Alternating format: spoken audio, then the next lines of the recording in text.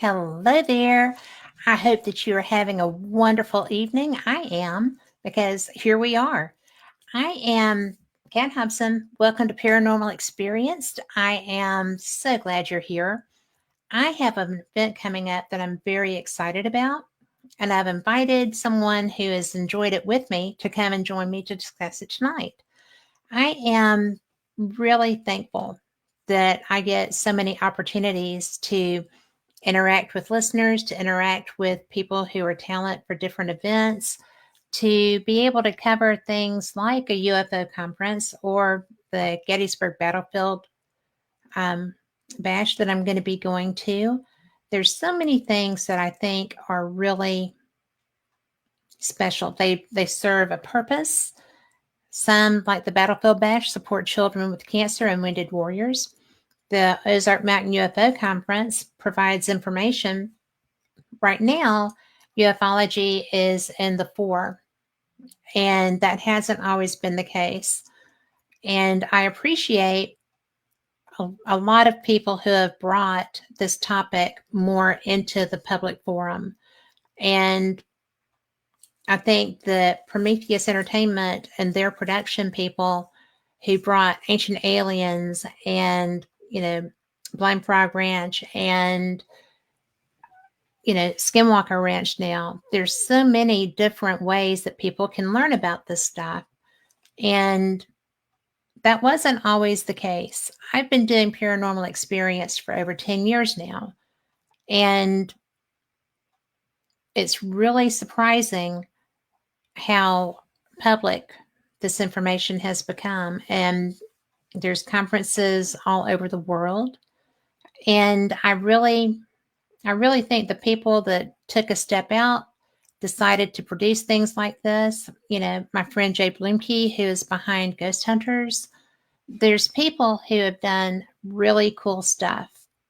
And because of the public interest in ghost hunting, for example, I found my best friend and my co-host for tonight. We are going to be going to the UFO conference in Eureka Springs, Arkansas in April. And she's been with me once, and she decided she would go back. So I'm pretty excited about that. So I want to bring on my best friend, my co-host for tonight, and somebody that's really one of the best ghost hunters I know. We do that a lot together too, Lori Dorsey. Hey, Hey, chickadee. hey. How you doing? Just plugging along as best I can. Well, I am so glad that you are here, and I'm so glad that we are going to Ozark again together, because one of my friends who you did not get to meet before was just announced today as one of the keynotes.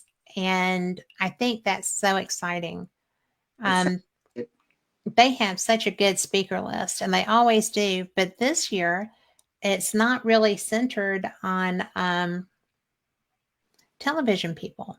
Mhm. It's centered on researchers and experiencers and things that, one of the keynote speakers is, uh, it's not an Egyptologist, because he investigates pyramids the world over. Mhm. And I was really shocked by how over the world they are, you know. So, Oh yeah. one of his books focused on Bolivia. And I just think that's very cool, because that's not something that people talk about a lot. I know that when my daughter went to Mexico, they they have them all over. Mhm. Like if you go out of Mexico City, they're everywhere. Yeah. Did you know that? Yeah. Mhm. I did not know that. Mhm. Yeah. My kids, when they were in high school, went to Mexico and they saw several pyramids down there. But I mean, they're just outside of Mexico City. Mhm. I Yeah. mean, they're right there. Mhm. Oh yeah. So, I was overwhelmed the first time I heard someone talking about the Egyptian pyramids who had been in one. Mm. And it was Eric Van Doniken.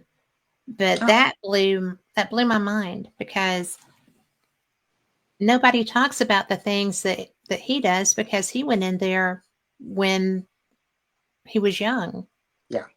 and he's not now. So me either. But Me.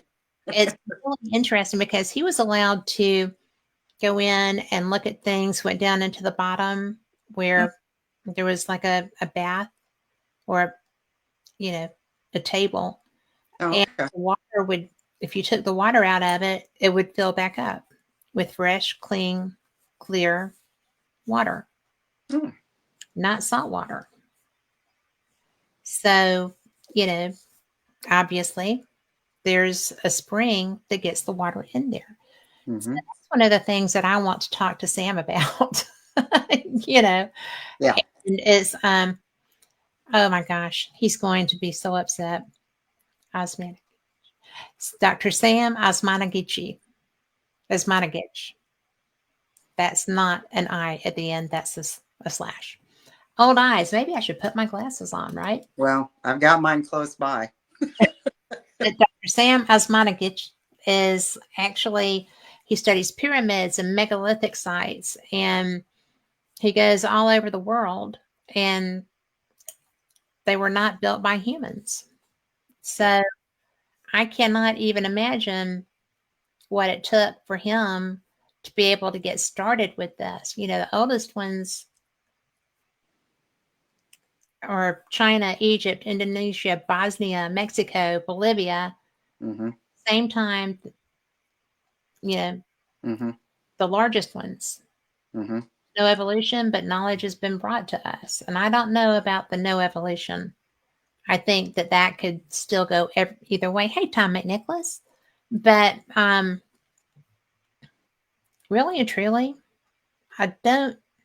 I know that with animals, we have documentation of their evolution. Mm-hmm. We don't really have evidence, physical evidence of human evolution so much. No. So I know that I know that you had marching orders for all this stuff, but with I mean, this is a subject that you and I have not talked about with all of the myriad of things that we have. Oh, I know. Yeah, because you and I usually, when we discuss things, it's usually paranormal. I mean, Mm-hmm. because we've both been through a lot Yeah. when it comes to that. But when I was at the that conference that first year, I got a really good education on the crop circles. That Mm-hmm. was quite eye opening as far as what, you know, the explanation and the test results came back and the different things that went on when it came to the crop circles. That was, for me, very educational because I really didn't know that much about it. And then who was the, he was a crypto guy that did, had a thing on Sasquatch. He did quite a presentation, which I was really surprised when he was showing like the gifts that he left and the gifts that they left Yes. and the energy. I mean, he had cameras out there and the Yeah. energy like flashes and the things that showed up on camera. There wasn't like a Sasquatch there, but there was this energy or this, I don't know if it was a time slip. I don't know. It was just, Multidimensional. A lot of yeah, people think that they're multidimensional beings. yeah. And he had it on, I mean, he had that energy on camera.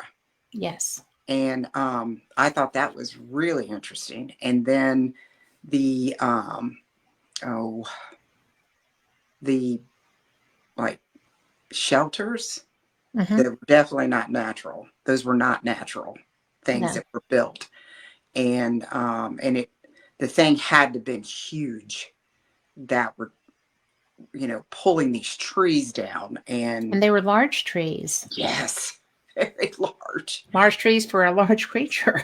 Yeah. And Yes. it was, yeah, it was that I really learned a lot on that, you know. But it was the energy, the pictures of the energy that he was catching, you know, that kind of blew me away because, you know, everybody has their theories about Bigfoot. Some people, somebody, John Tenney. Do you remember Mhm. John Tenney? I He do. told me, we were talking, I don't know, several years ago, and he said to me, he says, "Well, did you ever think that could possibly be that Sasquatch is a ghost and he just appears and disappears?" I said, "Well, yeah, but he leaves an awfully big footprint, He you know." does. He goes, "Well, maybe that's how he shows himself, you know." I went, "Well, yeah, I guess you could theorize that Bigfoot's a ghost." He says, "Have you ever found a body?" He said, "Do you think it could be, ancient? And it's just, we've never been able to discover it?" And I said, "Well, no, you're going into a plane that I haven't really thought about." So, Yeah, he does that. yes, yes, he does. He's a little freaky, but he's Yeah, good. but he thinks outside of the box, and that's what I appreciate. Oh But, yes. you know, Well, he makes. I mean, that's what he is. mm-hmm, He's one of the most random analytical people I've ever heard of, much less mm-hmm, met. yes, And it's always interesting. yes. I've always enjoyed his.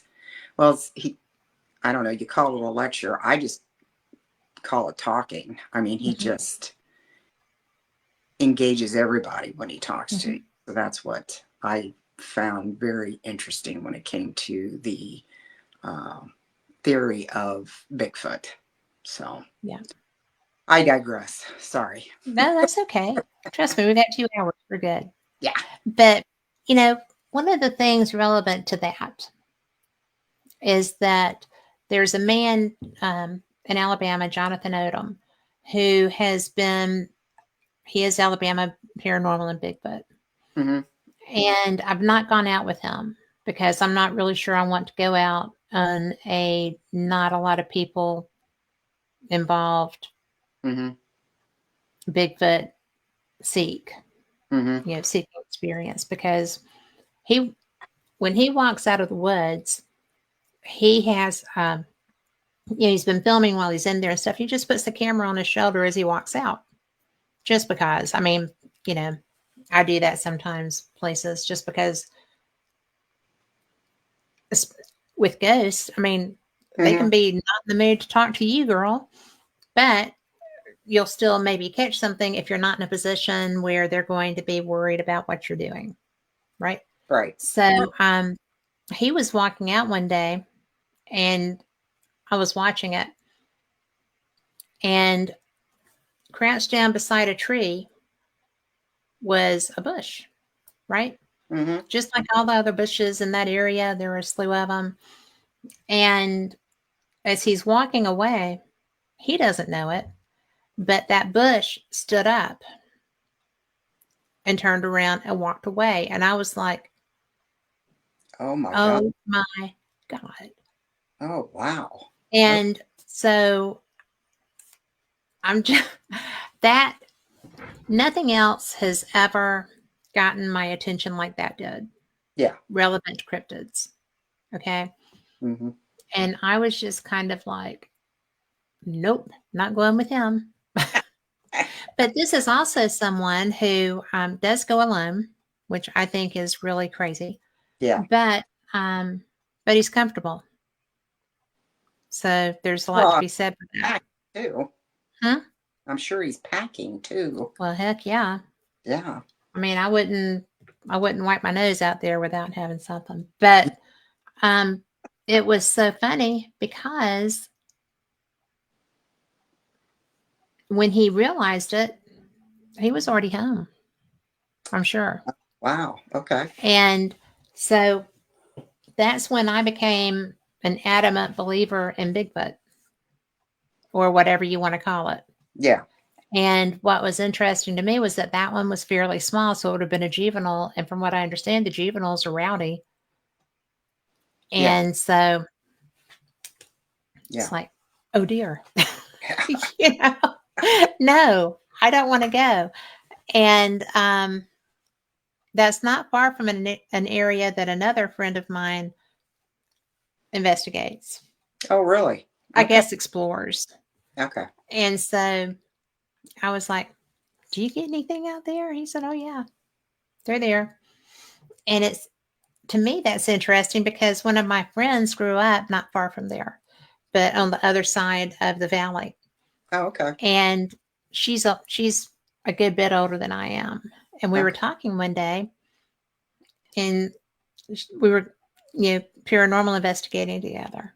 Mm-hmm. And I was like, so Wanda, do you believe in Bigfoot? And she was like, oh, girl, yes, because where she grew up on, Double Oak Mountain in Birmingham, Mm-hmm.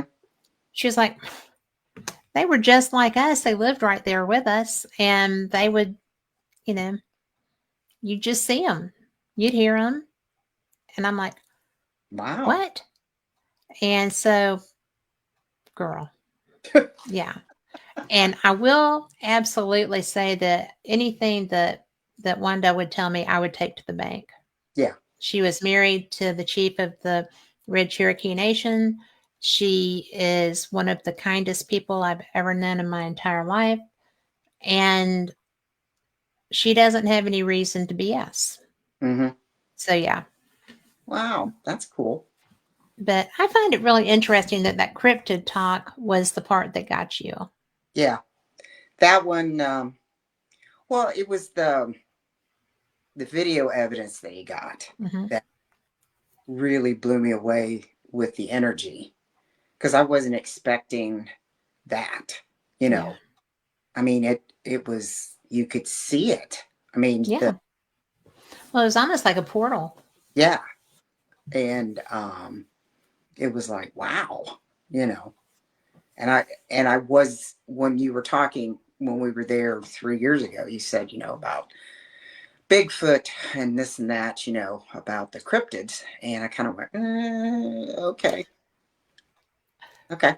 I'm always open minded. I try not to be closed minded about anything, but wow, when I saw his presentation, it was like, oh my, there is something going on. I mean, either interdimensional or he was catching something. And based on his imagery, it looks interdimensional. Yeah. I mean, just because Mm-hmm. that's those flashes, Yeah. that's not normal in the woods. Mm-mm. So And he got it in that's the desert too. hmm? He was in the desert Hmm. too, and he was catching the same type The of same. Hmm. energy, like surges or openings or whatever. It was like, oh my goodness, that one, that definitely got my attention. Besides the crop circle ones. Crop circles are fun. Yeah, there was. Everybody had their theories. Everybody has their take on things. But the UFO stuff, like I said, I sat and listened because I have no knowledge base for that. I mean, I've always been around uh, space things for since I was a little kid because my dad worked Tell for them, yeah. yeah, my dad worked for Wright Patterson Air Force Base before mom and dad were even married. He was worked at he was a airplane mechanic, and then he went on and got his engineering degree, and he worked for NASA. So he was on Gemini and he was on Apollo missions, and uh, alien life to me, I never really thought about it because dad always made it pretty common. It's not, you know they're out there. you know don't be afraid, but they're out there, Your don't. dad believed in them? Oh yeah. He just never talked about it. It was one of those, you don't ask. So we never did, because you just didn't, you know. Just like when he worked um, on the Bikini Islands when he dropped the hydrogen bomb, he was out there on that. And he couldn't talk about it. We've got a certificate showing he was there, Right. but there was no discussion. There was never a discussion, ever, ever. But Yeah. he made space travel to me common. I mean, it wasn't any woo woo stuff, it was all scientific and. So, yeah, I mean, the UFO thing, have I seen anything? I don't know. We used to look at the sky all the time. He Right. would show the constellations and he would show, but he would never say, oh, you know, there's a UFO. Well, that And was they never, were probably much easier to ascertain them because there weren't all these damn satellites everywhere, yeah, which gets everybody so excited. And then fortunately, I have the tracker on my phone, yeah. and I'll be out there and I'll see something, and I'm like, oh, get out of my sky, you know. So, yeah, But I mean, it's real like I exciting said, when there are the ones that aren't supposed to be there. yeah. And, there's been a few times that we've seen stuff up in the sky and I said something to him when I was younger. And dad says, well, that's really nothing unusual. Just don't worry about it. Right. So I guess I just took it for granted that everybody else, knew that there were spaceships up there, Hmm. because dad always made it look, Common. no, yeah. I mean, it wasn't anything like I was something freaky. It was just part of the world. Like I said, he was in when all that stuff came down, but he never talked about it. In the 40s when stuff was taken over to right, dad was working there then, Right. so but there was no discussion. You know, we were never allowed to talk about it. You know, so you know no giant revolutions that dad had seen anything because he wasn't allowed to talk about anything. So, Well, somebody in your family saw something well, yeah, not mom, that long ago. yeah, she, You. me, mom did. I thought you were on your way.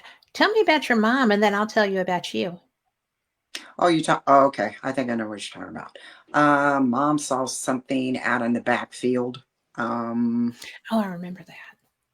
it was, I don't know, 6 months ago, probably 6 months, maybe longer. I don't know. Time flies.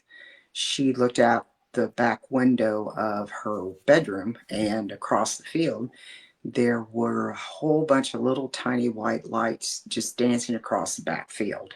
And she said she stood there and they all gathered together into one big bright light and then hovered for quite a while, she said, and just took off. It just flew out, you know. So, and I know she's 95, but She's she, not prone to fancy. no, not at all. And she, So, she told me the story, and then I listened to her when she told my brother, and she never deviated from the story. So she saw something. yep. And what was it the other day? Did I tell you this? She saw, it looked like in the backfield over toward the Amish field over, that there was a big machine, like big, kind of a red looking machine that was great big over in the backfield, and it moved across and it disappeared. No, you didn't tell me that. Mm-hmm. How long ago was that? 2 weeks ago. Get out of town. Really? No. Mm-hmm. 2 weeks ago or a week ago, something like that. She didn't tell me. She told Greg. She didn't tell me. So, you know. The one that would have been interested in it. So yeah. Well, I guess I'm just going to have to come up there and stay with you and do some little sky watching. You can. We can go sit on the back porch back there. It's all I'm good. good with that. Because it In gets the a little summer. chilly still. In the summer. Yeah. There I you will go. come in the summer. There you go. Yeah. But, that's interesting because I knew about your dad at Right Pat. Mm-hmm. And I remember you telling me about the lights, Mm-hmm. but a big red machine that disappears, Mm-hmm. Yeah. that's new.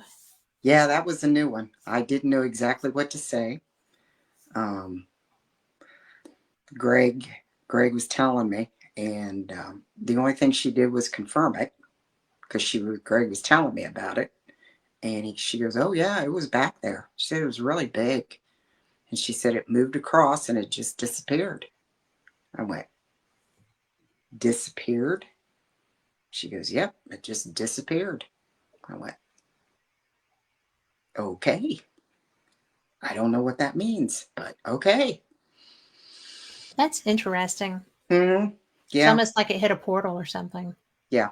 And it just went away. She said it was really big and it moved really slow, and it was a big red colored machine.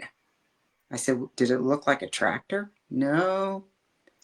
I said, "Was it a combine?" Because I'm thinking around here, what Big and would slow. that? And she said, "No, it didn't look like that."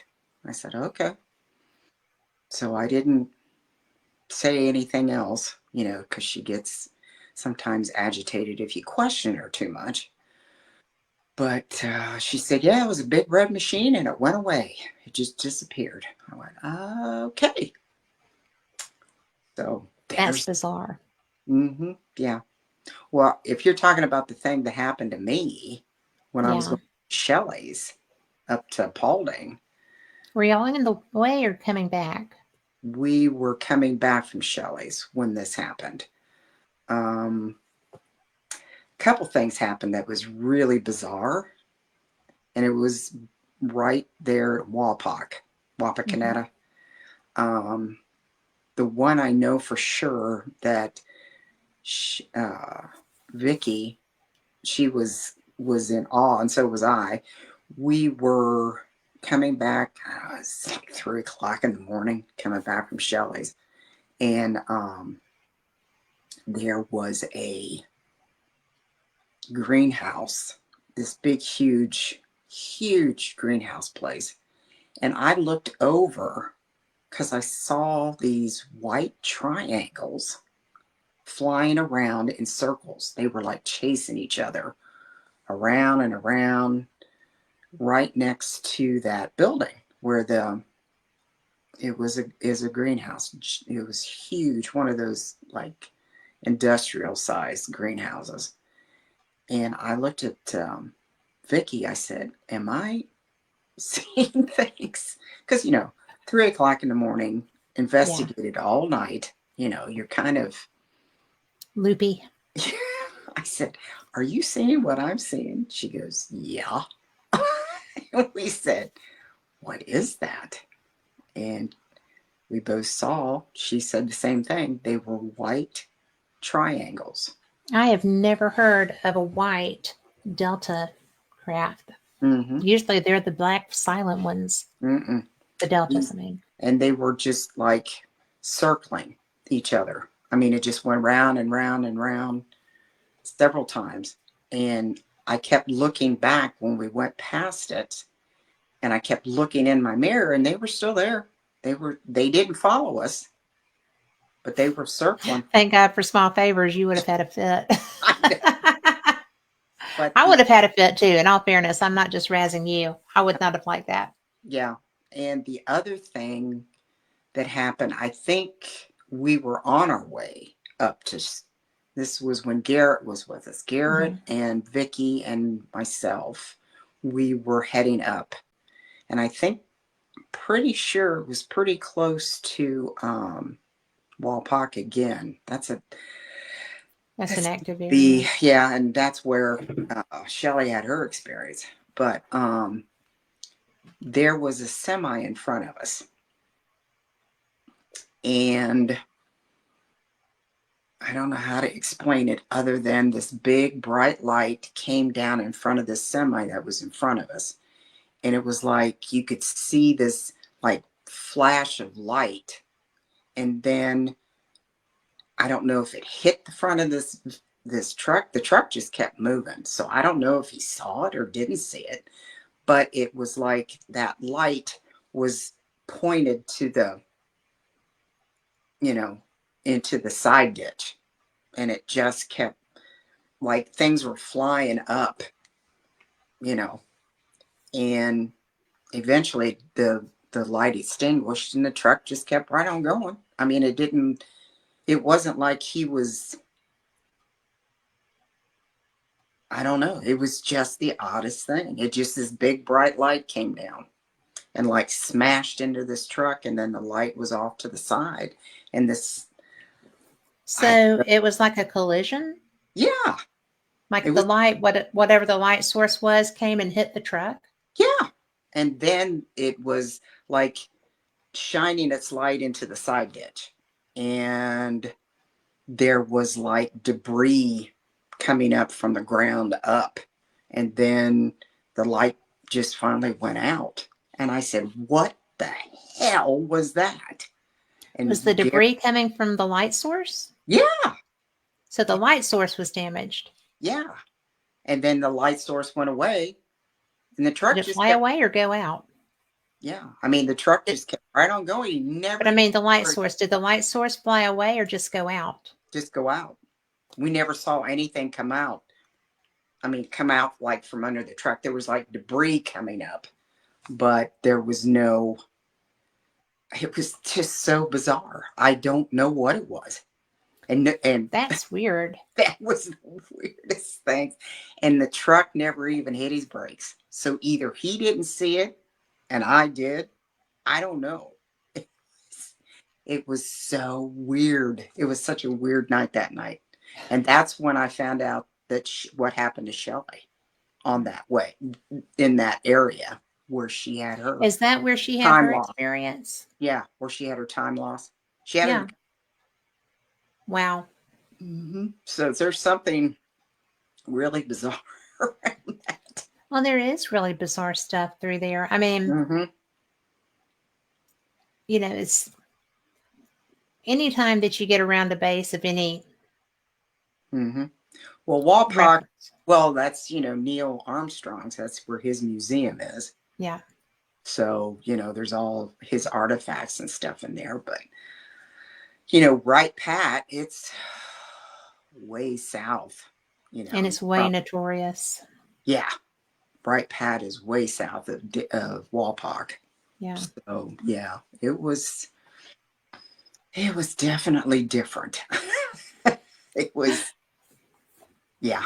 So have I had anything since then? No, haven't had anything. And I've been up to Paulding numerous Frequently. numerous times. I haven't had, but I usually go through the day. This is like in the middle of the night. I mean, Yeah. 3 morning type stuff. So yeah, it was definitely eye opening. Well, I tell you what, we are going to be in a place where you can talk to people about these things, right? Right. And something that I think is cool is that this particular conference is going to be, we had, and I'm going to say hey to Kim Hoholick there in chat. I'm so glad to see you.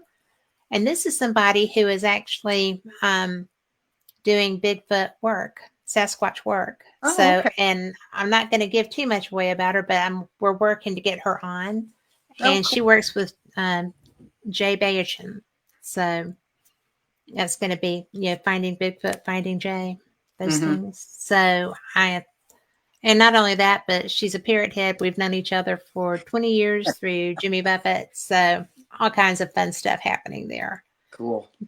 But it's going to be interesting because you've got like retrieval of the third kind, which sounds like needed to happen with whatever that light source was. Yeah. You've got somebody who will be covering all things John Keel, who is pretty amazing. Mm-hmm. You've got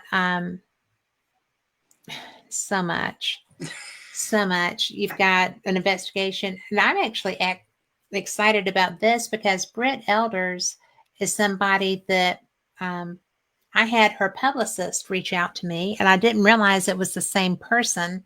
Mm. And she is an investigative author and documentary filmmaker who traveled the world exploring various topics, including UFOs. And so she's been included with different major investigations, including the Billy Mayer case and the waves of UFO sightings in Mexico, which is pretty fascinating Yeah. because and it's constant. And it started in 1991 and it still hasn't slowed down any. Wow. So Britt will probably be somebody that you can share what you saw, and I don't know what I saw. but you can describe it. Yeah. But that's one of the things that I like about this conference. And I always tell people that it's my favorite one. Mm-hmm. And I've been to most of them. Mm-hmm. And well, not I have not been to the MUFON annual conference, but I've been to a couple of Contacting the Deserts. I've been to a couple of, the first two alien cons I was credentialed for, which blew my mind. I just started and I got credentialed for the very first one. Yay! I was in hog heaven too. Let me tell you.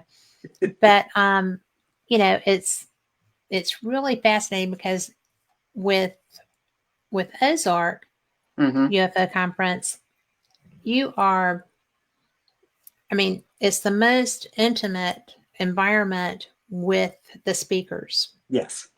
The speakers are there to share their information. They socialize. They're just Mm-hmm. fun. You know, you can go grab lunch with them. Mm-hmm. Kathleen Martin, who is the other keynote speaker, is someone that I've known for years. In fact, she and I, when we were at the International Congress in Phoenix, were bending straws together. So, and I still have my straw that blows my husband's mind every time he sees it. So, Neat. but she was a co-author and researcher with my friend Stanton Friedman, Oh, okay. and Kathy is one of the most knowledgeable researchers. I don't know if you know about the Betty and Barney Hill incident. Are you familiar with that? Mm-hmm. Yep. Okay, well, that's her aunt and uncle. Oh, okay. Okay. Okay, and so she is her background's education Mm-hmm. in sociology, but she is, I can't even tell you, I should have looked how many books she's written. Mm-hmm. But her books with Stanton and other people, she's just really brilliant. But Mm-hmm. she was she became a leading UFO researcher and author. She is actually the person who worked in large part creating MUFON's Experiencer research team. Oh. And what that is where if you have, you can report Mm-hmm. any contact that you've had. Mm-hmm. And it's a safe, secure place where you can share your experience. And this is one thing that I've seen at every UFO conference I've done is that they have experiencer groups. And in Kathleen's case, she is the facilitator of these groups. Oh. And there's a lot of other people who are, in fact, a lot of people who are associated with Dolores Cannon, who Oh. started Eureka Mm-hmm. Springs, Ozark Mountain Publishing, Mm-hmm. and was just a brilliant human in her own right. Mm-hmm. Um, did the training that these people are able to use. I Oh, okay. mean, Mm-hmm. It's and that training is just astounding. Mm-hmm. I mean, it is one of the best ways to do that. Mm-hmm. And you know, I wish that I had been able to meet Dolores Cannon. I really do. It's one of Yeah, my it is. regrets is that I didn't get to. Yeah. But I one of the books that Kathleen wrote is called Captured, and it's the Betty and Barney Hill UFO experience. Mm-hmm. And um, she's really committed to understanding and supporting individuals who have had this contact because I heard the recording of Barney's hypnotic regression Mm-hmm. of his experience. Mm-hmm. And that poor man was Ohio, Kim. But it was so horrific. Oh. And, I've commented many times that about that experience. I just can't imagine what that man went through. No. It Mm-mm. was really something else. Yeah. And so, anyway, that was her aunt and uncle that went through that. And that's why she is such an advocate for the people who do experience those things. Mm-hmm. And her website is just brilliant, but it's Kathleen. Let me put my glasses on so I can read this. Kathleen Marden, MARDEN.com. Mm. And, you can go to her bookstore. She's got, you know, her professional history, essays on contact, experience or advocacy. I mean, there's Yeah. so much information. And she really is just a wonderful, wonderful person too. Mm-hmm. So if you want information, you can go check out her website. And if you're going to be near and can get to Eureka Springs, Arkansas in April, you Mm-hmm. can hear her speak and meet her and chat her up because she is really, really an amazing person. Well, that'll be nice. Okay. I know, right? Mm-hmm. This will be. And that's one of the things that I think is so cool Mm-hmm. because you know, I love the fact that their prices are reasonable. I love the fact that, their vendor market is free. You can Mm-hmm. just, even if you don't go to the conference, you can go to their vendor market. And that's where you had your Akash. Akashic Records read, right?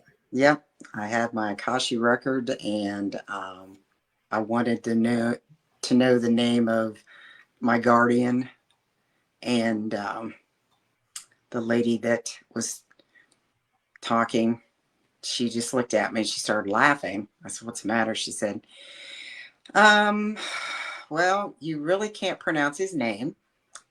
You'll never remember it." So he said, "Just to call him Sam." Yeah. I said, "Okay." Well, then I had another reading from, this is 3 years later or 2 years later, at Shelley's. And she was a sketch artist, psychic sketch artist. Yeah.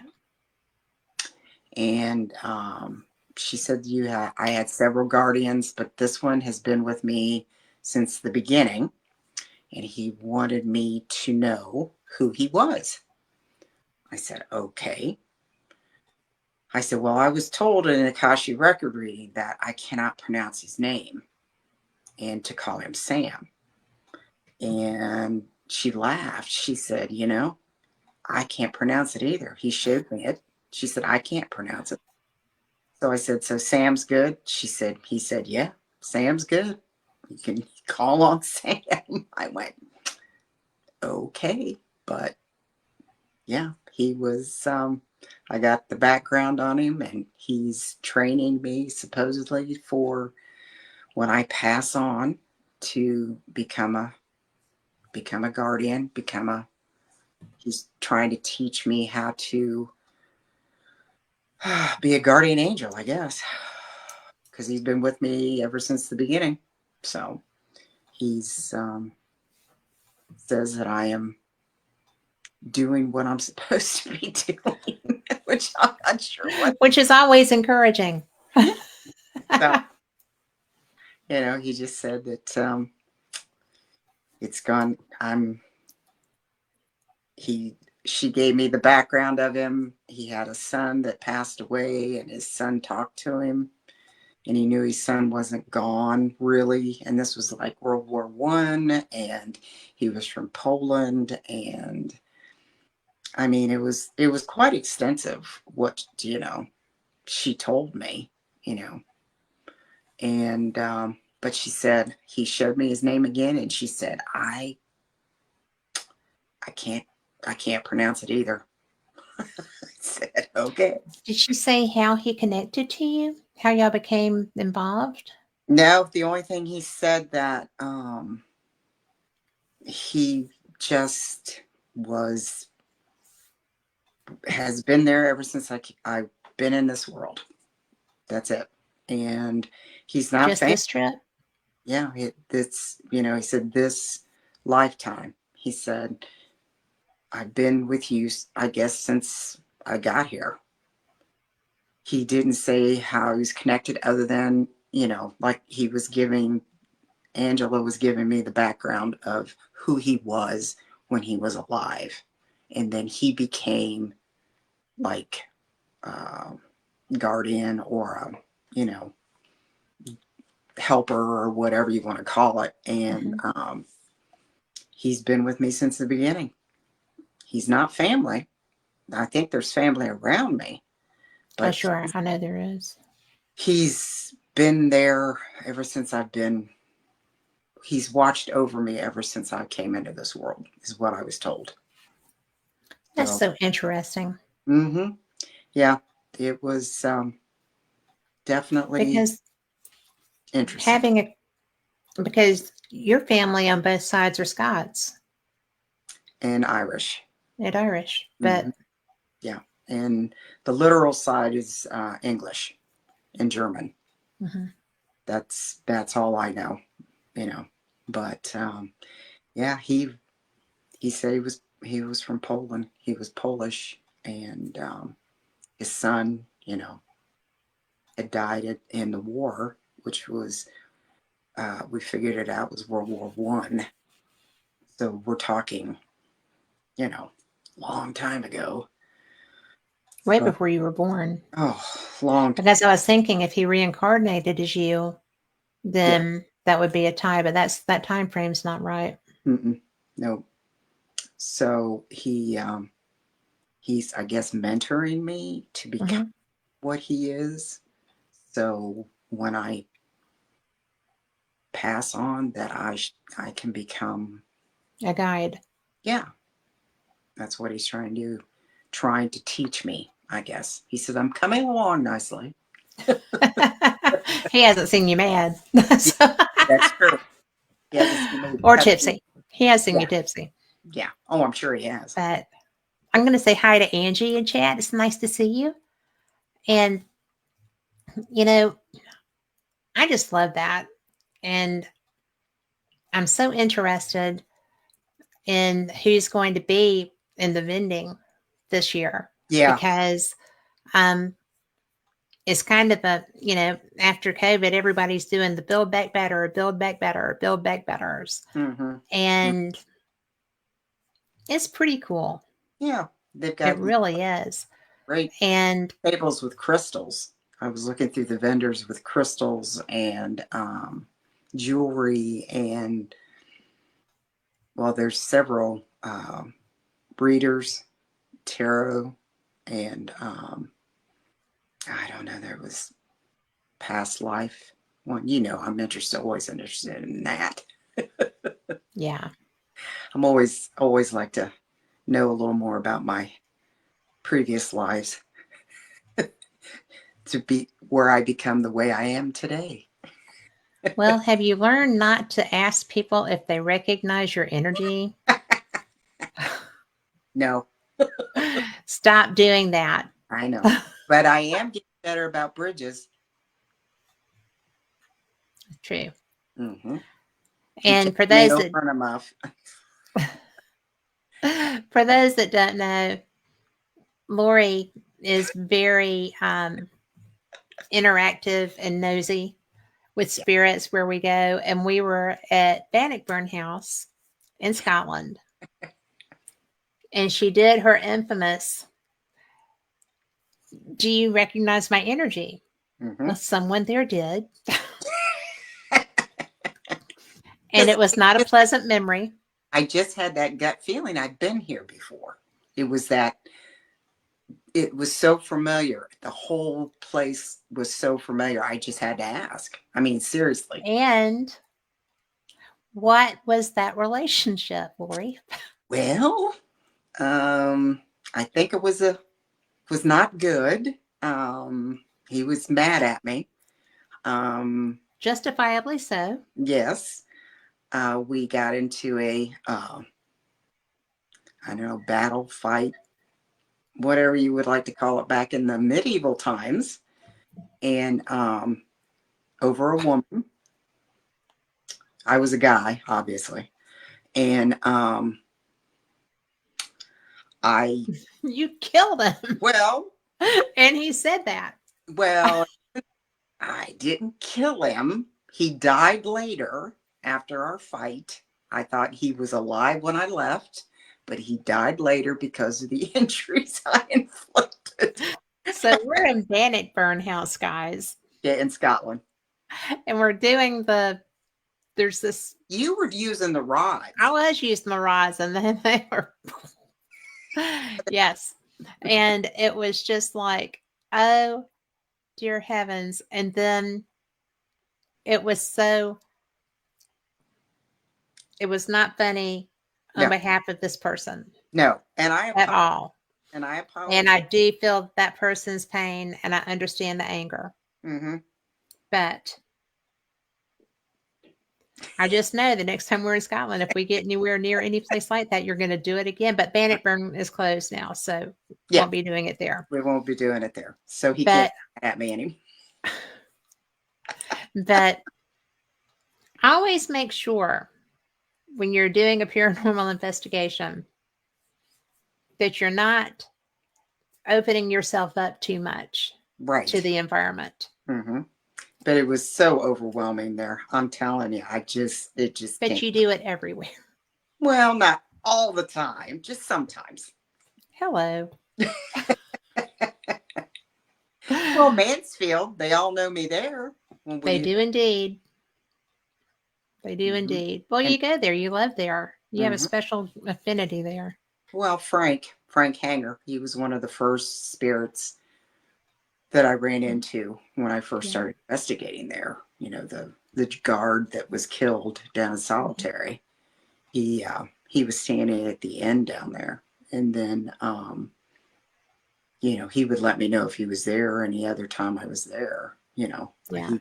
he was he was a protective spirit. He wasn't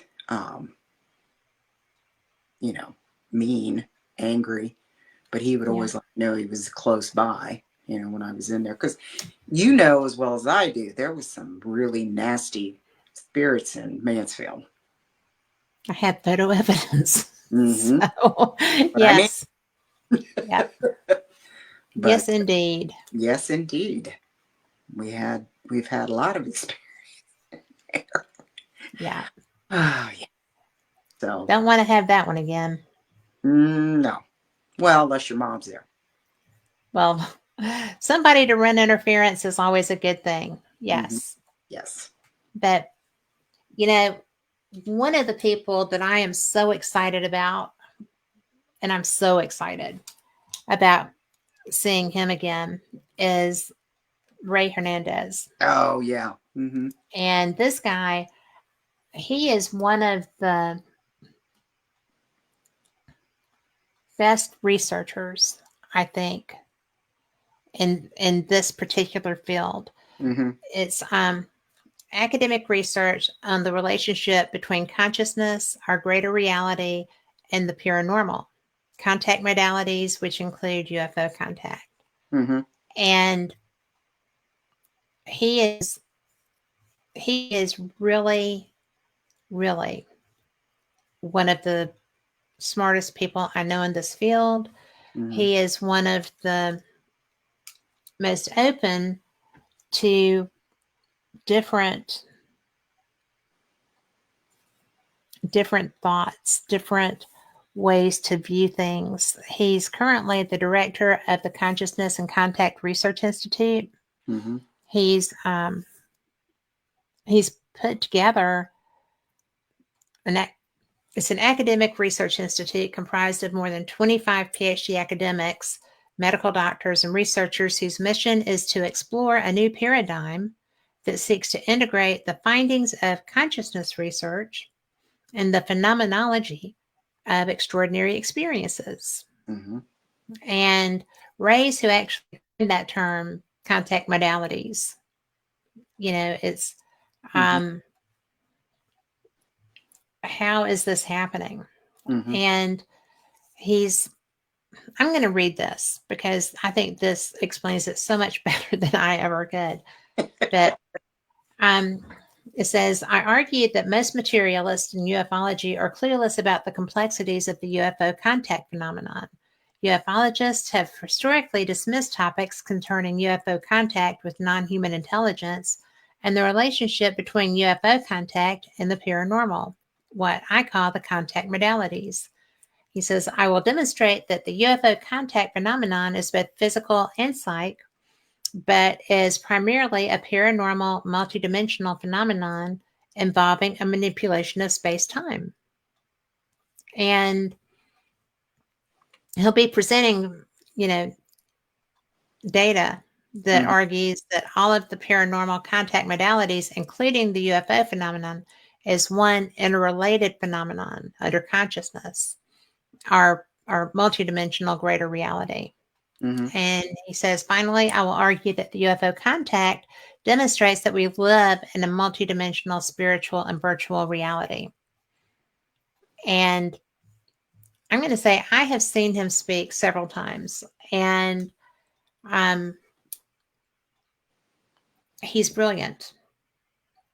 And I think that one of the things that gets my attention with him is I do think that at the jail, okay, Mm-hmm. or at a battlefield, or I'm positive in Scotland, Yeah. particularly places like Culloden and other historic. Bannockburn had one of the most vicious battles there too. Mm-hmm. Um, that UFO communication and spiritual communication, they're the same thing, because I feel like any place that there's been great tragedy, watchers have been involved to make sure that we don't completely blow it up in whatever fashion we may have at that time that would Right. be the equivalent, not Right. as much. I mean, when we say we could blow it up, we could freaking blow the whole planet apart No and kidding. may yet. But, it's just kind of like all of this stuff. It's not just, it's not multi sourced. Yeah. It's all the same methods coming through. Mm-hmm. I, That's why I call it multidimensional. yeah, Mm-hmm. and I think that there's a validity to that. Mm-hmm. So, what's your take on it? Well, I starting to believe it after seeing, you know, the Bigfoot thing with the energy, and it's, the stuff that we've witnessed when we were in Scotland. Mm-hmm. You know, it's energy. Everything is energy. Yeah. And it's intertwined. I mean, you just hit it right at the right time, and then it enters our world, Mm-hmm. even if it's just for just a short period of time. But it's it's like it, as they say, the veil, or however you want to put it. Mhm. It's so close, you know. It's It just is very close when you're in one of, I mean, I got shot at Culloden. mm-hmm, I mean, I literally felt a wound, mm-hmm. and And you got smacked in the head. I did get smacked in the head at the Mm-hmm. Writers Museum. Yep. That one actually, that one was a quicker pain. Mm-hmm. Culloden, at the right moment, I still feel. Yeah. I still feel that on my abdomen. Mm-hmm. I can believe So it.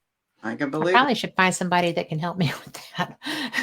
Get that cleansed because it hurts sometimes. Mm-hmm. But, it was so quick and so sudden. Mm-hmm. And Well, I was standing next to the marker and I couldn't move. And then you mhm, got shot. mhm. And then it was And I like, was oh no. strolling when I got shot. Mm-hmm. I mean, And I was heading toward the mm-hmm. Jacobite end. Yep. And it was, Yeah. I, I couldn't move. And then I was like, what is happening? And then you got shot and you had to Mhm, leave. And finally, I broke free of that, whatever that was. And then I took off across with Mikey and Liam and mhm, Julie. Took off through, we went through the Jacobite line, I guess is the best mhm. way of putting it. And the energy was like a swirl. I mean, I don't know how Yes. to That's explain it. exactly what they were. They were like little dimensionalities Mm-hmm. everywhere. Yeah. And And you walk they into, did feel like portals. yeah, it was, it was, I wouldn't say disconcerting, but It was disconcerting. it was like, oh my. And Yeah. then it would go away. And then you keep walking and then you run into it again. It was like, Mhm. it would just, you could just feel like a tornado swirl around you. Yeah. And if I was more gifted, I might have been able to see something, but I don't have that. But I Yeah. can feel it, but I can't see it. The So, interesting thing, though, is that I was actually facing the Jacobian side, right? I yep. was walking toward where they were. Yeah. You were here. And I had just been at the Macintosh stones, the one that's painted yellow. Mm-hmm. And Liam had told me, he was like, well, let me know if you feel anything around here because there's stuff, you know. Mm-hmm. And I was just like, I will. Well, I hung out. I was wandering, just exploring. Mm-hmm. And Lindsay and Rick were walking over there. So I just started talking to them. And about that time, it was like, ooh. And it was like, ooh, you know. So that Mm-hmm. was different. I don't Yeah. want that anymore. No. But it was, to me, it was like with the museum, Mm-hmm. um, getting whacked in the back of the head because I knew what that was, Yeah. because I Well, I just knew asked, when I said, has anybody died here yeah. of a head injury? And she knew Mm. exactly what I was talking about. Why, Oh, yes, they have, and the paperwork is in the room you just left. Well, thank you. Could have told somebody figured something. that we figured that one out. So That one did not take long to pick up on. no, no, Felt it like I got hit in the back of the head with a good solid golf swing well the thing that or a marble step. yeah, because I looked and you had this god awful look on your face. Like, oh my gosh, what is going on? Well, I felt like And I had injured myself and I didn't know what I did. yeah, because you reached And up, up, I up did. I felt for blood. There to wasn't see any. yeah, that there was blood. I went, oh, what's wrong? What's going on? Yeah. Well, probably my face was Yeah, saying volumes. I've got a yeah. shirt now that says if my mouth doesn't say it, my face probably will. So I figured I was a good candidate for that shirt. Oh, But, it's really when you look at, because seriously, when we're talking about Ray and his commonalities of communication basically, mm-hmm. and we have had experiences. We've been investigating together for how long? You're better Oh, on time than I am. Is it 10 years yet? uh, No, it's not. It's like 6 I was gonna say because six, I had been doing 7, paranormal experience for a while when we met because at the you Titanic thing. doing at the Titanic. That's where we met, and you said you'd been doing your radio show for 2 years. Oh, So okay. So 8 years. 8 years we've known each other. Well, that's when we ran into each other, and then everything Yeah. just we Yeah, ended up. we Well, were we supposed to did. be friends. It's really wild. Yeah. But, but the thing is that that connectivity is really cool. Hmm. And I can definitely see that as having had a history in another lifetime Oh yeah. We because it's so strong and we we know each other so well. yeah. We drive each other crazy sometimes, which is fine because we're very similar in a lot of ways, and the ways that we're not are the ones that make us go, Come you on. know, come on now. But it's but our investigating styles work together well. Hmm. But I can definitely see where where he's talking about Hmm. the communications. We've experienced that Hmm. in so many different places Hmm. I that mean, we've talked to what physicists. That's the string theory yes, and all that. It's all kind of tied together. I it mean, is. it's all it's all about timing, and it's all about the energy, and it's all about who you are. I Hmm. mean, the energy you project as well as you receive.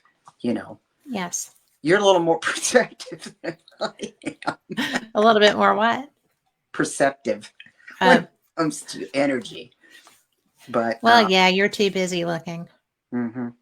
Well, you've put me to my knees with your energy. But I didn't mean to. I know, I know. I'm going to heal you, I did. and you did. You definitely helped it. Okay, tell people about that because they're going to be thinking I smacked you on the head or something. No, it was when we were in Scotland last year, and I hurt my shoulder, and Mikey and Julie had that little patch thing. Yeah, the TENS unit. Yeah, and it helped and stuff, and I was still hurting. It was still hurting really bad, and we went into a churchyard, wasn't it? Where Church, were we? and there was a circle of trees, and you said, "This In is that, energy." yes, by that river. Yeah, next to that river, and you said, "This is an energy circle. I want you to come in here." I said, "Oh, okay." And so I went in there, and she said, "You said touch the tree," and I did, and you could feel it, and the energy was all around us. You turned around, looked at me, and you said, "I'm going to heal you." I didn't say it like that. I'm, Feel better, something, I said, really. I'm going to fix your shoulder. Yeah, like, and just about dropped me to my knees. I went, And it wasn't because I squished her shoulder. I no, was, I had to grab a hold of her. I would fall on the ground because there was you have such a concentrated force of being able to pinpoint your yeah. energy that it went through my shoulder down to the ground, and I'm going, had to grab a hold of you. She did. It's like, okay. I knew you could But it work it. worked. Damn. Well, in all fairness to me, we were standing right in the middle of an energy circle and it had been spinning while we were in there. So, It was, but but my shoulder did start feeling better. are you glad I did it? Hmm.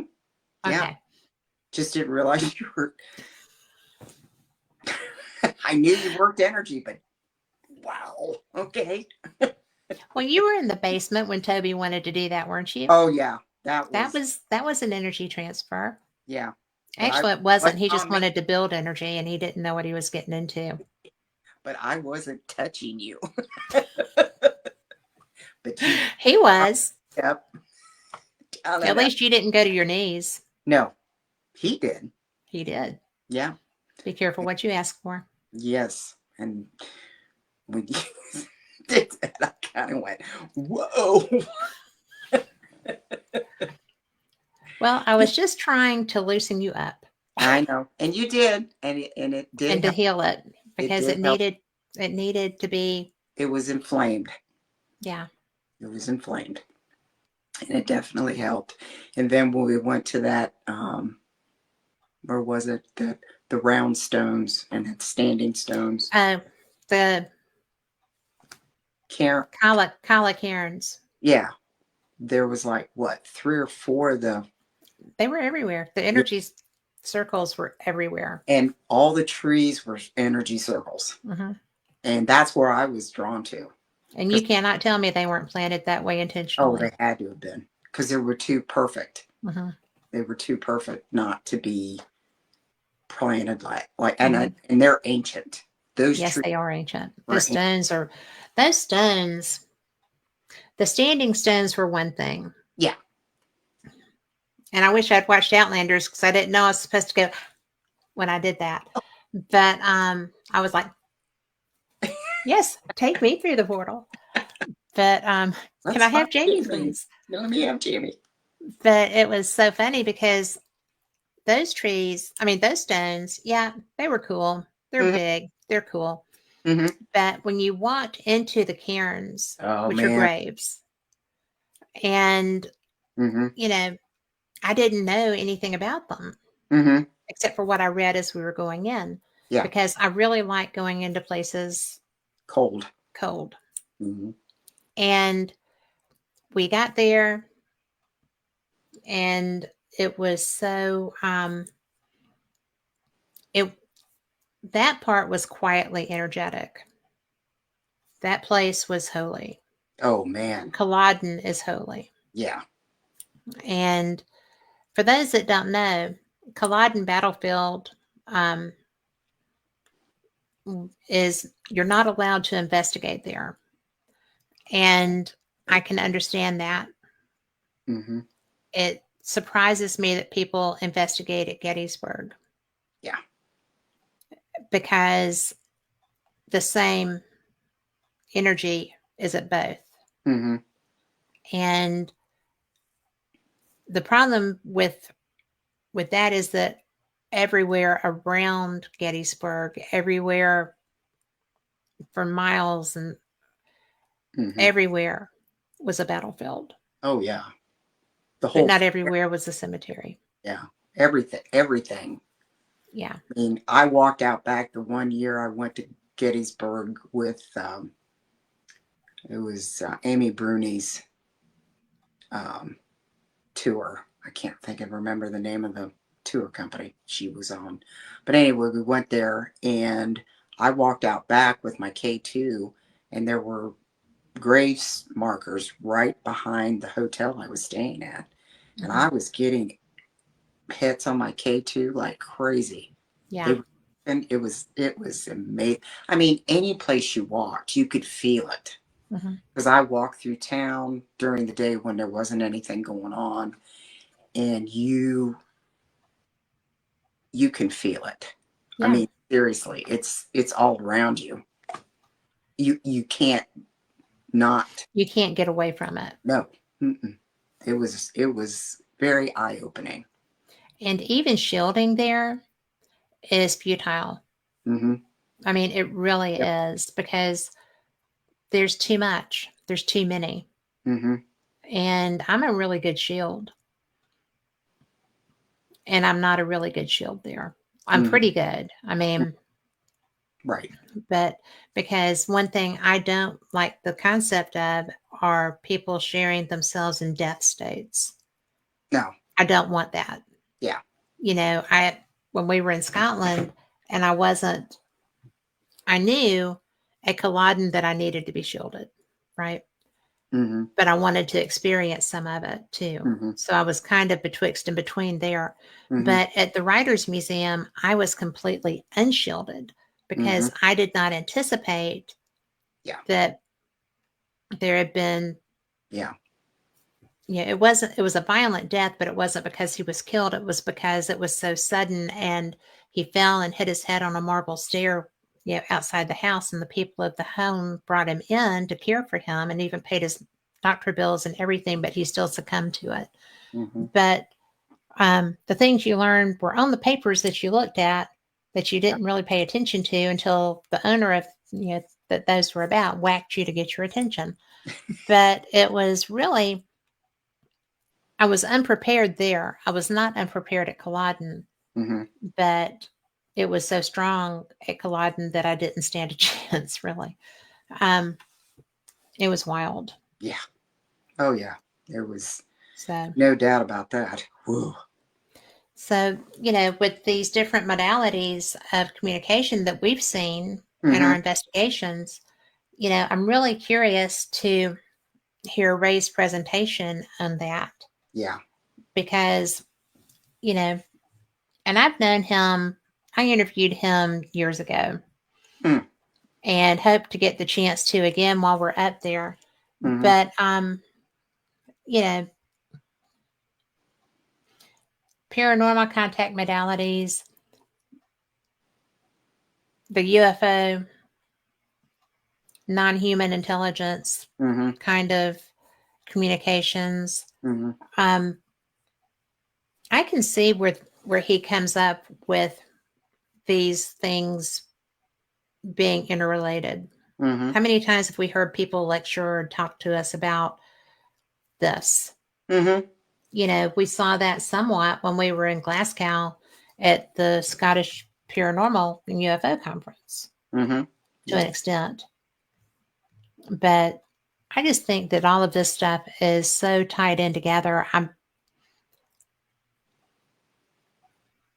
Well, it's the energy. I mean, It is always the energy. mm-hmm. I mean, I've never had that I'm aware of. I've never had UFO interaction that I'm aware of. You should hang out with your mom more in the middle of the night. In the middle of the night.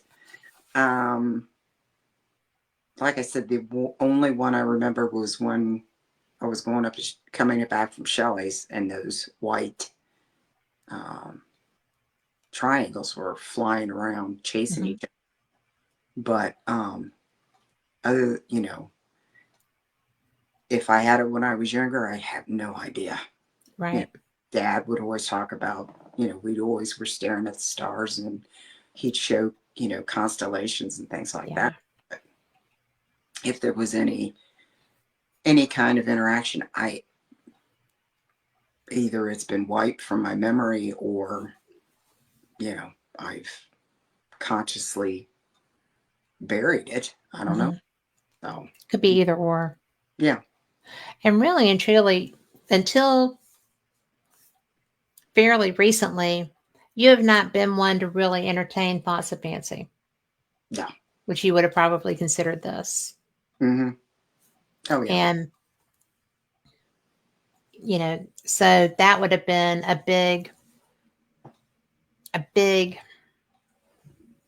leap for you. Mm-hmm. And I'm so glad that both of us do this because we do it really well when we investigate together. Well, I'm thankful. I forgot about the other one in Yeah. Scott when the craft was above me. Mm-hmm. Yes. Now, I was just talking about that with Rick, and he did not know that I had a picture of that craft. Oh, you're kidding. No, he didn't know. And for those that don't know, we were, it's our very first night in Scotland on our very worst trip to Scotland. Yeah. And it was, little did we know, but Lori had separated from the pack and was walking by herself, heading back To the hotel. from the cemetery to the hotel. Mm-hmm. And I saw you and I was like, oh, I've got to catch up with her. She can't be by herself. So I'm taking off to come down to you. You Mm-hmm. had been walking with another couple of people and they had gone on because you were playing with your SLS Mm-hmm. and you had somebody. Go ahead. Oh, um, I was mad. What a shock. With I'm my, stunned. yeah, no, you're stunned. I couldn't, the camera just kept shutting off. I couldn't get it to stay on. Couldn't get, I mean, I was getting, uh, Redhead someone, man. I was getting someone by one of the gravestones, but every time I got ready to record it, it went off. So Because you finally, weren't supposed to do that. I wasn't supposed to. And the midgies were getting in my face from Yeah. the camera, from the screen. And finally, I just had enough. That's it. I turned it off, turned it back on. It just kept shutting off, kept shutting off. So I thought, okay, you don't want me to film yet? I'm out of here. Yeah. So I take off. I just yell, I'm leaving. I can't do this. And I just, that's when my foot was real bad, and that's when I was really out of shape. So it took me a long time to go. So I was walking along, following the path back, and I heard someone walking behind me. And I heard it. I didn't turn around because I was looking at my camera, and I was saying, telling what was going on and everything. And then all of a sudden, I hear Kathleen and Christine and Neil, and I'm not sure who else I was think it coming. was just them. Yeah, those three coming up behind me. And I stop and turn around and I said, were you just standing behind me? They said, no. I said, was there anybody behind me? They said, no. I said, well, somebody was walking behind me because I could feel their footsteps right behind me. And Christine and Kathleen said, no, there's nobody behind you. I said, okay. So they take off, because they could walk, cripple me. And I just had my camera and I had my flashlight on and I was walking. And Christine turns around. The moon was behind her. And she takes a picture of me coming down the path. And I was, walking slow because my foot was hurting, that type of thing. And then here you came running up there. And that's when I told you somebody was walking right behind me. Yeah. And you go, well, let's just get up to the hotel. Let's just, And then Christine forwarded the pictures to you or me or both of Mhm. us, something. And you were looking like, and I, what's the matter? You said, look at this picture. I said, okay. And I Yeah. saw like a little You tiny, thought it was the moon. yeah. And you said, no, Christine said the moon was behind her. And then over to the other side, there was this thing with lights right there. Yeah. And it was like, oh my God, I didn't see that. You go, oh my. Yeah. It was it was a little strange. And you just had that. You told me you had I just had to get up there with you you. had to get there to me. It was like you had to get there. Yeah. And I was mad. I was still mad because I get this stupid camera to work, and I was disgusted, and I just tromping along, and here you come up there, and we're chatting, and we get back there, and then Christine sends that picture, and you went, oh, now I know why I needed to get up there. Yeah. So, Well, been the affected. thing of it was, I don't think the moon was behind Christine. I think the moon was in that picture, but because there were clouds in front of the moon. Mm-hmm. But that craft was just dropping below those clouds, Mm-hmm. You could see and the. it was so very clearly a craft. Mm-hmm. I wish I'd known we were going to go here. I would have pulled Well, you that picture. were talking UFO. I didn't even think about it till we were talking about Scotland. I thought, I oh, know, I forgot about it. but that's something that we are so connected that Yeah. when something happens with one of us, the other one usually Nose. picks the phone up or whatever. Mm-hmm. And in that particular instance, there was no doubt that I felt like you were in danger. That's the only thing that I can put out there is that I felt like, You had I to don't get. know, I felt like you couldn't be down there by yourself Hmm. because when I looked, there wasn't anybody around you. No. They had already gone by. Yeah. So, And like I said, I just there was somebody walking behind me. I don't yeah, know. I mean, it was plain as day. yeah, They never spoke. They never said anything, but they were walking right behind me because I could feel their steps behind me.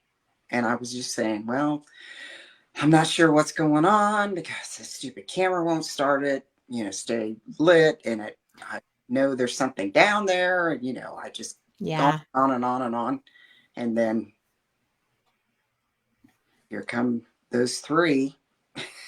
And You would never get bent out of shape like that. it Come was, on. yeah, gosh, you're so shocked. So, yeah, But you didn't get abducted. You got a great picture, yeah. a great story Mm to share about that. hmm. Mm hmm. But oh my goodness, that was almost going to be way too dramatic. It really was. That was so, All right. that really was a frightening moment. My first trip to Scotland and get abducted. And not only that, that was kind of a foreboding of how that whole trip was going to go, right? That's true. Except that you didn't get taken, and that trip Yeah. might have been better if you had. So, Well, that's also too. We put down dimes. Remember, on the that path, what we put dimes, the shiny dimes we down did. on the path because we weren't. Fairies. Yeah, the fairies might have been following us, and Yeah. that could have been what was walking behind me. I don't know. So, I don't think that's what was walking behind you, but I'm always one to give a dime to a fairy because they can mess with you if you don't. mm-hmm. But I wanted to tell people a little bit about the conference, like the Yeah, logistics of it and stuff. yeah.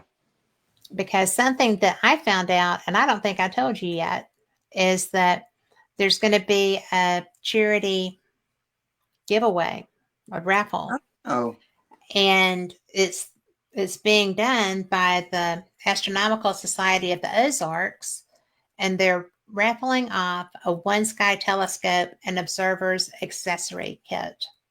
So the tickets for that raffle are only $5. oh, wow. That's a $500 telescope. I Okay, know, right? And the proceeds are going towards donating telescopes to libraries in the area. okay. So I'm all about helping kids be able to see beyond our little poor little world that's so tired World. right now. But yeah, I like doing anything that's going to support kids Oh, yeah. or other people because that's not just kids who use public libraries, Yep. but it's like I said, the vendor area is free and open to the public. So you don't even need to have a ticket if Mm-hmm. you're in the area. And, the UFO con is a little bit beyond what you want to do, but you want to see some pretties. I'm going to tell you that I have a lapis wand that is beautiful that I Wow. got there and I had to have it. It was one of those things, and I mean, I'm not all that woo, and I certainly wasn't all that woo at that time. Right. But it was so cool because the actual thing Mm-hmm. you do that time, and I will get you some tickets, and I will put them in your own envelope in my purse. And if you win, I will get it for you and ship it to you. So, because I have his address now, because he wanted one of the magazines from the other night, so he got more than one. But I just think anybody doing something like that, that's a good deal. Mm-hmm. I love things that help communities. And, a lot of that area is a little oppressed, I think. Oh, yeah. Everybody, yeah, there's things like that everywhere. Oh, yeah. Mm-hmm. And the meet and greets are open to anyone 21 and older. And Mm-hmm. they happen in the conference library on Friday and Saturday nights. Right. So that's kind of fun. Mm-hmm. Oh yeah. And, there's also, I just wanted to say with that vendor area, it's not just buying things, okay? Because you can have experiences too. Like Lori was saying, she had her Akashic reading, Mm-hmm. and There's all kinds of readings. They've got a all kinds of readings. oracle, tarot, Hmm. past life. Oh, there's a lot of different readings from a lot of different gifted people Yeah, that'll be there. So yeah, it's always interesting because I never say anything, and yeah. I just say, "What do you see?" Just you know, I don't tell them what I'm interested in. I don't tell them. I just, "What do you see?" Who's around me, or that type of thing. So yeah, and me and my past lives, I've had two readings for that. Yeah. There's a past life reader there, so I may have to check that one out and see what they have to say. you Oh, know you are. You can't get past that. I know. Although it will be the first time that we will be in the same place when you have one done. That's Mm-hmm. interesting. Mm-hmm. Yep. I It'll be. show up in her past lives a lot, y'all. I know y'all are shocked. So, but, and it's really funny because we're always different personas in each one. Mm-hmm. Yep. So, Sometimes we're boys, sometimes we're girls. You know. just depends on the season. Mm-hmm. Depends on But life. I was going to tell you that if you don't need the full weekend, if you're not Oh going to yeah. want to stay for the whole time, Mm-hmm. then the Friday and Saturday, I may be mistaken. I need to put glasses on for this. I was mistaken. So Friday all day is 60, Saturday all day is 80, Sunday all day is 35. You can also do individual speakers too. You can grab a schedule at um, their website, and is I should get the website. It is ozarkufoconference.com. ozarkufoconference.com. Mm-hmm. And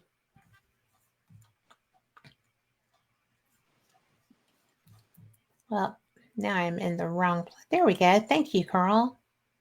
Thank you so much.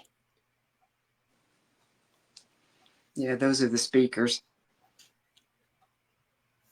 And so Sunday is only $35, but the individual speakers you can do for $20. The Mm-hmm. keynote speakers only $30. And I'm going to tell you that both of those keynote speakers are amazing. I have not heard Ken. Am I right? Sam, not Ken. There isn't even a Ken there. But Dr. Sam Asmanagich is his lecture is the true purpose of pyramids, which I'm fascinated by because I have been hooked on ancient aliens for a really long time. Mm-hmm. And so then and of course Kathleen, we talked about Kathleen. Mm-hmm. And so there will actually be free photo opportunities with some very popular surprise guest cosplayers at the conference this year. So I've been sworn to secrecy about the group's identity and the characters, but You got to show up and find out. yeah. And yeah, my my friend Holly, who is their marketing director, said, "You 100% promise you'll want a picture with them when you see them. They'll be in the vendor area for most of the conference, but are prone to wander around the whole place." Mm-hmm. So I just think that's going to be so much fun. But I'm really turned on by the telescope giveaway. I Yeah. think that's really a cool thing Mm-hmm. because I would love to have that telescope personally. Yeah. That would be something really neat that somebody's going to get the chance to win. Mm-hmm. Yeah. So You can win a $500 package with a telescope for $5. I know, Pretty right? good. Pretty That good. is really sweet. Mm-hmm. But you know, there's all kinds of other people too, because we've got Penny Kelly, who is walking, her lecture is going to be walking the world as a new human, Mm-hmm. which I find interesting. I want to find out what that's about. Mm-hmm. You've got Michael Schratt, who is retrievals of the third kind. And I'll tell you why that fascinates me is because this past year, in fact, I was like a week out of surgery. Remember that? Mm-hmm. With my whole little neck thing. Mm-hmm. And Jacques Ballet had reached out wanting to do an interview. Mm-hmm. And it was the week of my surgery. And I'm like, oh no. So I'm like, I can't do it on that date. I'm so sorry. And he was like, Mm-hmm. well, it must be this date. And I'm like, because he's very French, but it Yep. must be this date. And I'm like, no, really. No. Um, I've just had surgery. He's like, it'll be fine. You're a lovely person. And I'm like, well, that has nothing to do with the fact that my throat is cut, you know? Scarf. So Scarf. what did I do? I did the interview. And it Mm-hmm. was so funny. And you And pretty scarf on. You did fine. I did have a scarf. Mm-hmm. And so and he was like, but see, you did fine. And I'm like, and I showed him. I did because he Yeah. was very, yeah. Mm-hmm. I was like, this is why Mm-hmm. I didn't want to do this. I really wasn't sure I would have the strength to do it, but how can you say no to Jacques Ballet? Mm-hmm. A, he's brilliant. Mm-hmm. B, it's Jacques Ballet. I mean, Yes. and he was so charming. He is a very nice man. He's a great interview. Mm-hmm. And it was, I'll run that. I'll put that up here and run it on one of my trips so people can see that. Mm-hmm. Just don't judge by my peakedness. But he was not peaked. He was great. But I just love that, you know, there's so many different takes on this stuff. And I'm going to go back to Ray's lecture Mm-hmm. because these contact modalities is something I've found fascinating for some Mm-hmm. time. Mm-hmm. And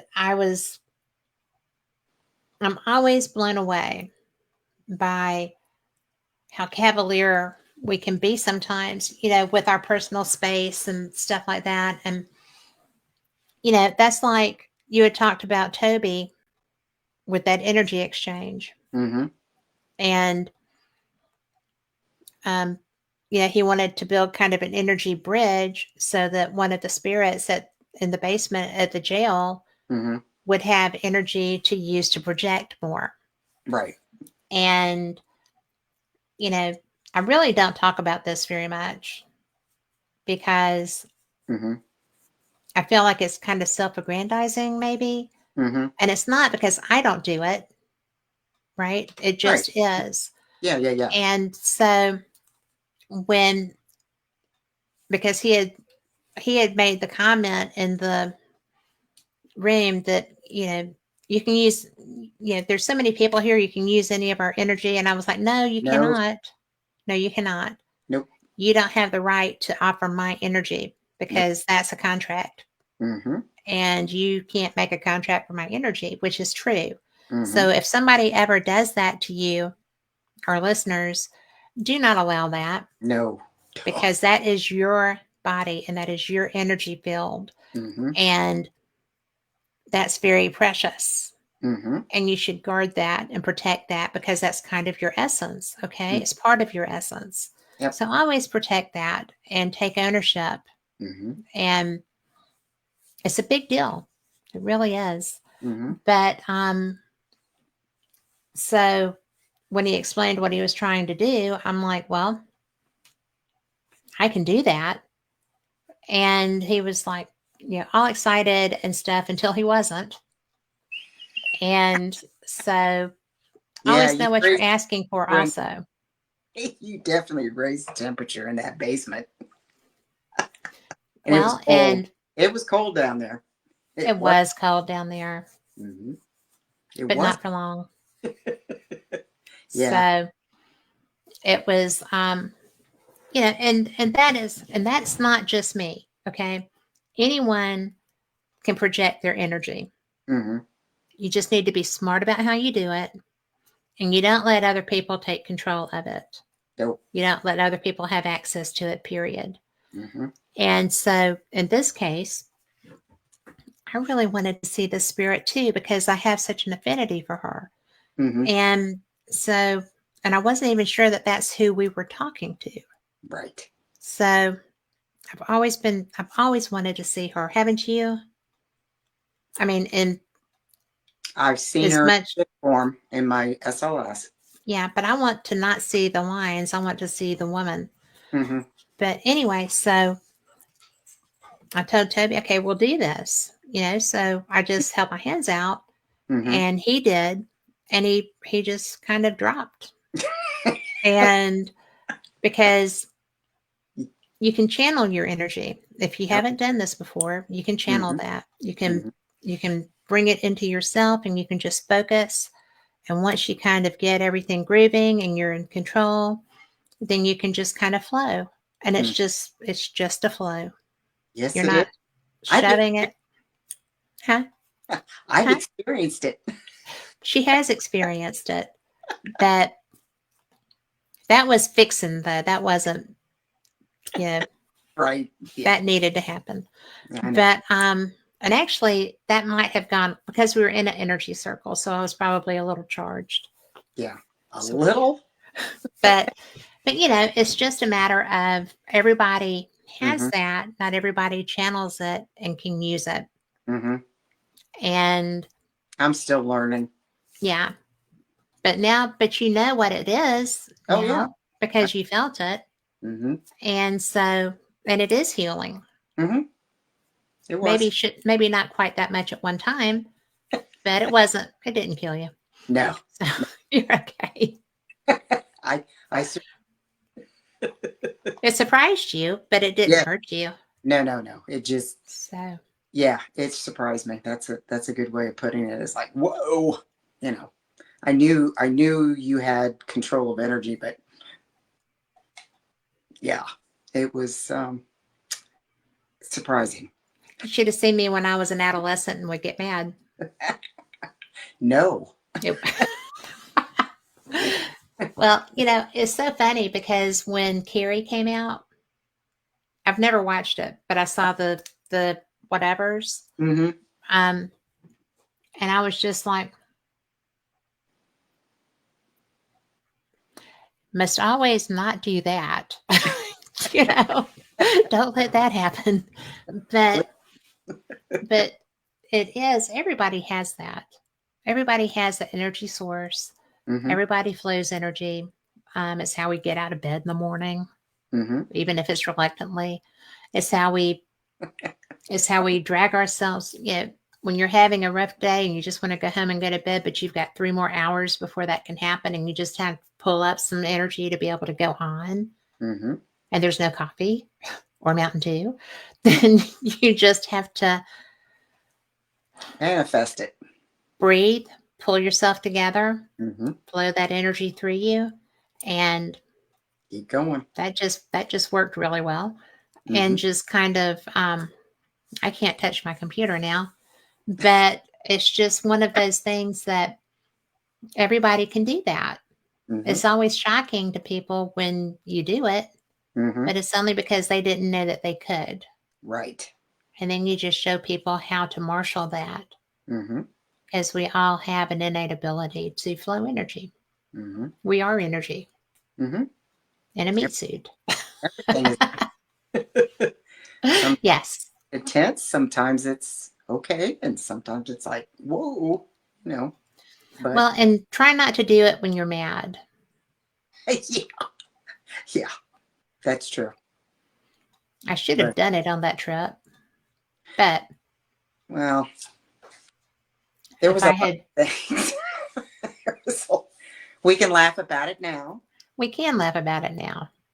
It wasn't funny at the time, but we can laugh about it now.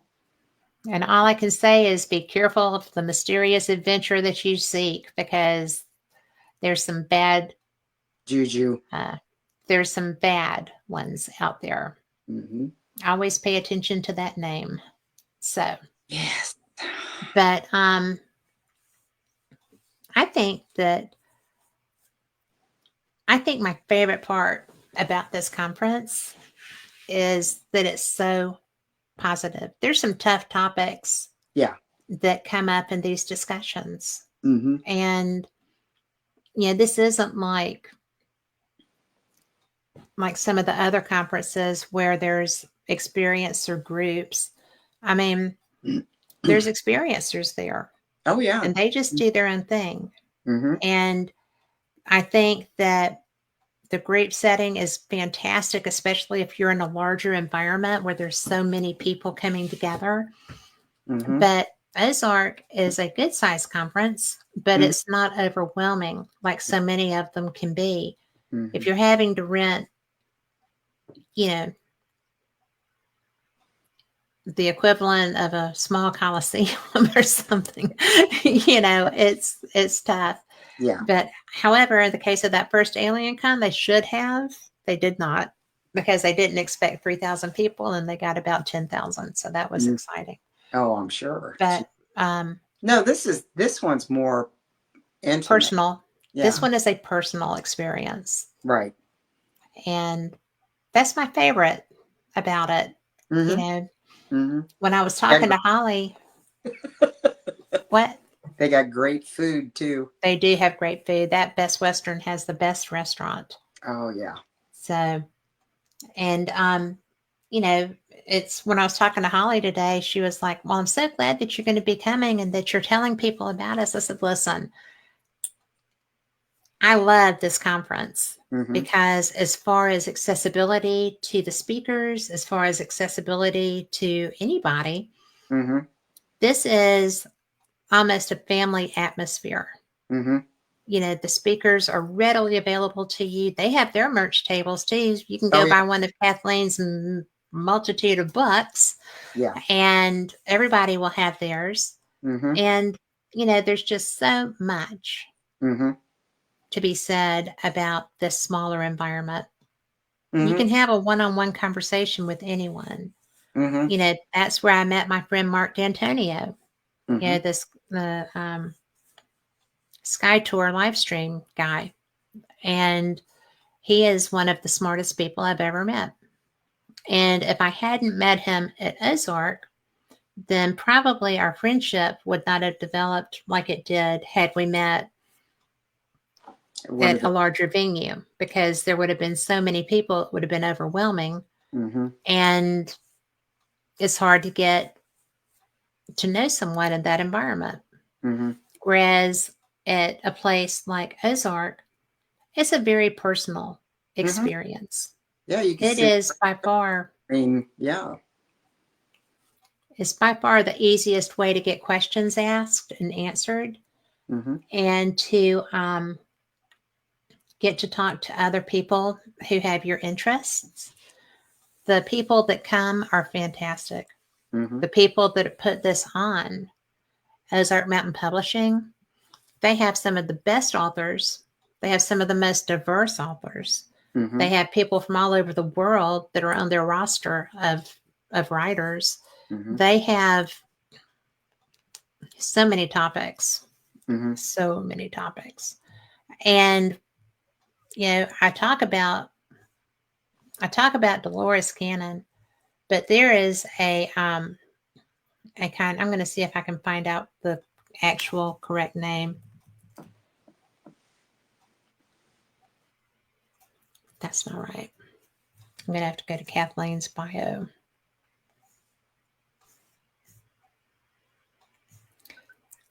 H HHT regression therapy. Is it HHT? I don't know. Let me. I'm not sure. I can't look it up Q, on. quantum healing hypnotic therapy. Oh, And to me, that is it's just amazing. The the practice is taught by her daughter, oh, and one of Julia Cannon, okay. and that's she's married now, but I do know that. And if you can find someone who practices that, it's really kind of neat because it offers past life regression, some conscious healing. Mm-hmm. Um, From past traumas. Mm-hmm. yeah, it's and this actually, I'm trying to find a better. Okay, let's see about it. Okay, Dolores Cannon developed and perfected her unique method of hypnosis, quantum healing hypnosis technique, over several decades, and it achieves the deepest level of hypnosis possible. And the somnambulistic state is ordinarily experienced 2 times a day, just before becoming awake and just before falling asleep. And most hypnotists do not work in that level. And so that's what these people do. It says Dolores's curiosity and fearlessness about the unknown and untried has ensured her enduring legacy as a pioneer in past life regression, who continues to pave the way for practitioners in the future with her classes. She wrote the classes that are Oh, being taught, and there are books on the topic. There's She passed away right before I became aware of this and aware of this conference, and I would have loved to have sat down and had a cup of right. coffee and a chat with this woman. Mm-hmm. So, but They've got her recorded on a lot of videos, or yes. Instagram. I listened to a lot of her speak. Speaking. Mhm. She was amazing.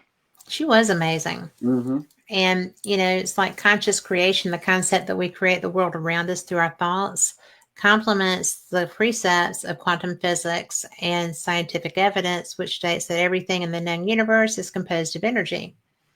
Even physical matter is essentially energy vibrating at a different rate or frequency. Thought is a projection of energy that manifests in physical form and has either positive or negative attributes. So, in essence, we create and experience what we think, Mm-hmm. which makes you responsible for your actions, which a lot of people do not care for. Yeah, And that's the truth. that's the reality. It is. Mm-hmm. But, I just think that mindset and reaching out to people is what brought Ozark Mountain Publishing to the fore. Mm-hmm. And by doing this, I mean, they have big book conferences, they have, you know, consciousness conferences. This UFO conference, I feel like, is the best of blending all of their interests. And they bring that to you Mm-hmm. so that you can have access to some of the best minds, the most unusual sometimes, because Mark D'Antonio is certainly an unusual mind. But it's really fun that there's all this cool stuff happening, Mm-hmm. and it's really reasonable. Mm-hmm. The only threat to your safety is the drive from the airport up the mountain to get there. Yeah, it's pretty windy. It is windy, Very but windy. I kid, it's very pretty. Oh yeah, It's it's just beautiful. beautiful. And you And, haven't even seen downtown Eureka Springs yet. yeah, So and I it. can't wait to turn you on to that. So, but That, there's all kinds of coolness and a lot of fun and good times to be had. oh It's yeah. just it's a different thing. What's the What's the part that you're most looking forward to? I just like listening to the lectures from, the speakers because it's just, I try to be open minded about about different things that I don't really understand. I sit and I listen and I try to comprehend what they're saying or understand it some way because um, my mind has never gone that way before. So it just stretches your knowledge or your, you know, world. It opens your world up more, you Yeah. know, you know, before, I was usually pretty closed minded about a lot of stuff because it made no sense. But now that I've been around you a It's lot, not just me. You have a lot of weird friends. well, that, and well, yeah. And, but it broadens your horizons. It broadens how you look at life and the world instead of being so narrow minded about everything that it has to fit into a box. And it really doesn't. Everything that I've experienced, you know, everything I've gone through, I could have shut down, but going to these conferences like this and listening to people and how their perspective of things, you know, it's like, oh, okay, well, I never thought of it that way, but, Yeah, you know, okay. Do I agree or disagree? I don't have an opinion because I've never thought of it that way, exactly. you know. So, yeah, it's for me it just makes me see the world how big it really is and the different Yeah. mindsets, people, their education and what they've experienced is a whole lot different than mine. And, you know, Getting exposed to that is just so cool. yeah, and it is. And I like listening to the lectures and their photograph evidence and that Hmm. kind of that interests me. You know, Yeah. like, I- oh wow, you know. I'm looking forward to the pyramids, the different pyramids all over the place, Hmm. and getting to see Ray again because I really like him. Yeah. Oh yeah. So Mhm. we are out of time. Oh, If you're. you are interested and you want to go to the conference, it's Hmm. ozarkufoconference.com. Hmm.